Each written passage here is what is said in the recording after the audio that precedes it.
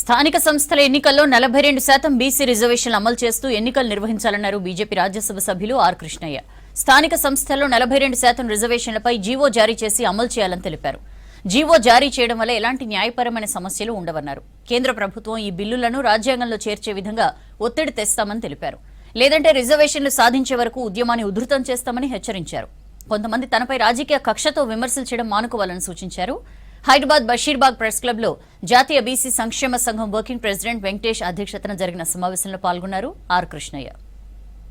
42% సాధించడమే మా లక్ష్యం. మాకు ఎవరిని విమర్శించాలి, నాయకుడిని, పార్టీని, ప్రభుత్వాన్ని విమర్శించాలనే షోక్ లేదు. మాకు కావాల్సింది 42%. అందుకు మీరు తీసుకుంటున్నటువంటి చర్యలేంటి? ప్రభుత్వం మేము పెంచడానికి అసెంబ్లీలో బిల్లు పెట్టినాం, గవర్నర్కి పంపినాం, రాష్ట్రపతికి పంపినాం, మాకు ఉంది అని అంటారు. అది సరిపోదు. ఇన్ని రోజులు ఆయన మీరు పంపించి 2 నెలలు 3 నెలలు మరి ఎందుకు మెటీరియలైజ్ చేయలేదు, ఎందుకు నోటిఫికేషన్లు ఇస్తలేరు అని చెప్పి మీరు తూతూ మంత్రంగా చేస్తే సరిపోదు.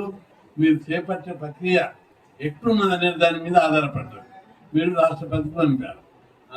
ఈ బిల్లును ఏ పార్టీ వ్యతిరేకించడం లేదు. బీజేపీ వ్యతిరేకించడం లేదు, బీఆర్ఎస్ వ్యతిరేకించదు, సిపిఐ కానీ, మజ్లిస్ కానీ అన్ని పార్టీలు సపోర్ట్ చేసినాయి.